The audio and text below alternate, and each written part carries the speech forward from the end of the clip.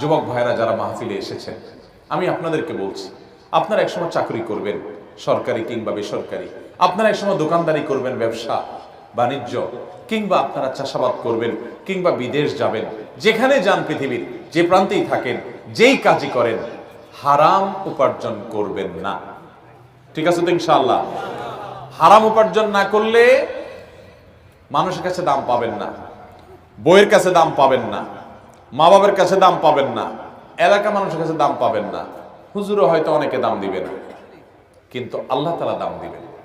আগে ভাগে যে মেয়েটাকে বিয়ে করবেন বলে দিবেন যে আমি কিন্তু তেড়া যুবক, আমি কিন্তু ওই মাহফিলে ওয়াদা করে আসছি, আমি 2 নম্বর কামাই করব না। ডাল ভাত খেয়ে থাকা লাগতে পারে, অনেক সময় ডালও থাকবে না, এমনও হতে পারে লবণ ভাত খেয়ে থাকা লাগতে পারে, মরিচ ভাত খেয়ে থাকা লাগতে পারে। রাজি থাকলে আসো, এগুলা কোনো মুখরোচক গল্প শোনাচ্ছি না তোমাকে। আমি কিন্তু 2 নম্বর কামাই করব না, অতএব কামাই কম হবে, কষ্ট হবে। চাইলে আসো, আর না হলে এখনো রাস্তা মাপতে পারো। আমাকে আইসা শাড়ি চুড়ির ডিমান্ড দিবা, অন্য চোরদের বউ, ডাকাতদের বউ, দুর্নীতিবাজদের বউ, তারপর রিলিফ চোরদের বউ, হারামখোরদের বউ, তাদের মতো দেখে দেখে কম্পিটিশন করতে পারবা না। তুমি আমার বউ হতে হলে, হালাল খোরের বউ হতে হলে, তুমি সকল লোভ ছেড়ে দিয়ে সততার উপরে থাকার নিয়ত করতে হবে, কষ্ট করে চলার নিয়ত করতে হবে। তবে যারা কষ্ট করে চলার নিয়ত করে, আল্লাহ তাআলা এদেরকে সবচেয়ে সুখে রাখেন, শুধু আখিরাতে না, দুনিয়াতেও।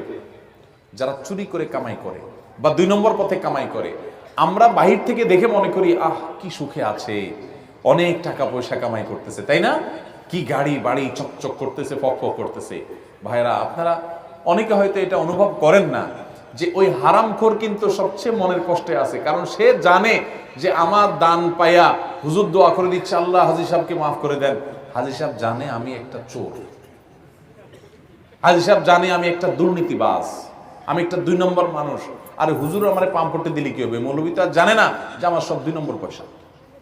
এই জন্য এটারে বলে অপরাধ বোধের অদৃশ্য দাহন, জ্বালা ভিতরে ছটফট করতে থাকে। মানুষ বলে হাজী সাহেব, সে মনে মনে আরে আমি কিভাবে কামাই করছি আমি না জানি। ভাইরা আমার, এই যন্ত্রণা তাকে কুরে কুরে শেষ করে। আর সৎ মানুষ তাকে যাচ্ছে না, পুছে না, দাম দেয় না, কিন্তু তার ভেতর থেকে একটা ফিলিংস হয়, কি জানেন? যে আলহামদুলিল্লাহ আমার প্রতিটা পয়সা টনটন করে বাঁচবে, আমি হারাম কোনো টাকা কামাই করি নাই, হারামের সাথে কম্প্রোমাইজ করি নাই, চলে কষ্ট করি, মানসিক শান্তি পায়। এই জন্য নবী সাল্লাল্লাহু আলাইহি ওয়াসাল্লাম বলেছেন, লাইসাল গিনা বিকাসরাতিল আরদ ওয়ালাকিন্নাল গিনা গিনান নাফস। অনেক সম্পদ হয়ে গেলে এর নাম সচ্ছলতা নয়, আসল সচ্ছলতা হলো মনের সচ্ছলতা, যে আমি মনের দিক থেকে সুখে আছি। আল্লাহর অনেক বান্দা আছে, আমি তাদেরকে দেখার সুযোগ হয়েছে, ভালো মানুষ, তাদের তেমন কিছু নাই, কিন্তু তারা খুব হ্যাপি, খুব সুখী, তাদের কোনো আফসোস আক্ষেপ নাই। ওই বড় লোকের পয়সা দেখে তাদের ওই অসুস্থ প্রতিযোগিতায় লিপ্ত হতে মনে চায় না। তারা জানে এগুলো সব রেখে ওই 3 হাত মাটির নিচে চলে যেতে হবে, ধনী গরিব সবাই এক কাতারে দাঁড়িয়ে যাবে, অসততা করতে চায় না। আল্লাহ আমাদের সবাইকে সেরকম সাহসী সৎ মানুষ হওয়ার তৌফিক দান করুন। এখন তো সাহসের সংজ্ঞা পাল্টে গেছে, এখন সাহস হলো অপকর্ম করতে পারলে তাকে সাহসী বলে। আসল সাহসী সে যে অন্যায় বর্জন করার জন্য শত মানুষের ভৎসনা সত্ত্বেও সে হিম্মত করে যে আমি অন্যায় করব না। টাকা পয়সা হলে সবাই আমাকে পুষবে, কদর করবে, দরকার নেই, আমার অল্প টাকা, আমি গরিব থাকবো, কিন্তু আমার ভেতর বলবে আমি সৎ। আমার মধ্যে এক ধরনের সাহস কাজ করবে, এক ধরনের বীরত্ব আমি অনুভব করব যে আমি হারামে যাই নাই, চেষ্টা করবো না ইনশাআল্লাহ।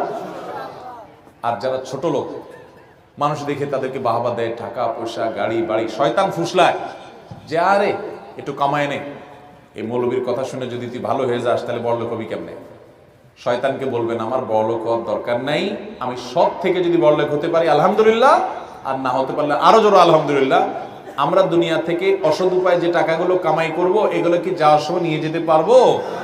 কাফনের কাপড়ের কোনো পকেট আছে? নিয়ে যেতে পারবেন? তাহলে 2 নম্বর কামাই করব।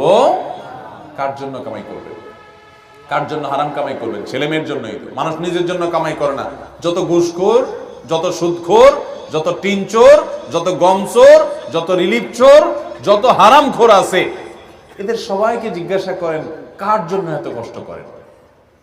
তারা কেউ কিন্তু নিজের এক পেটের জন্য এত কষ্ট করে না। কার জন্য করে জানেন? ছেলে মেয়ের জন্য, পরিবারের জন্য।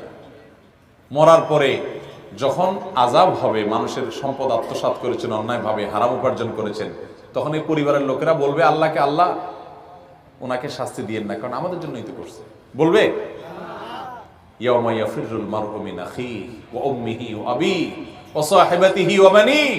সেদিন মানুষ মানুষকে দেখে পালাবে, বাবাকে দেখে সন্তান পালাবে, মা সন্তান থেকে পালাবে, মা থেকে সন্তান পালাবে, যে না জানি আজকে দেখা হলে কোনো সব চেয়ে বসে, কিয়ামতের ময়দানে বিপদে পড়েছে। কেউ কারোর হবে না। লিকুল্লি ইমরিইন মিনহুম ইয়াওমাইদিন শাআনুন ইউগনি, সবাই ইয়া নাফসি ইয়া নাফসি করবে।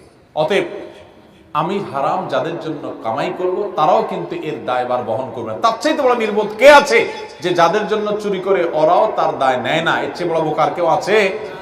তাহলে আসুন আমরা আজকের মাহফিলে শপথ করি, আমরা দুর্নীতি মুক্ত বাংলাদেশ গড়ব ইনশাআল্লাহ। আমরা নিজেরা দুর্নীতি করব না, দুর্নীতি সইব না, দুর্নীতিকে প্রশ্রয় দিব না। একটা কাজ আদায় করতে গিয়ে কষ্ট করা লাগে, কষ্ট করব, তারপরেও ঘুষ দেব না। ঠিক আছে না ইনশাআল্লাহ? আল্লাহ আমাদের সবাইকে সেরকম সাহসী সৎ মানুষ হওয়ার তৌফিক দান করুন।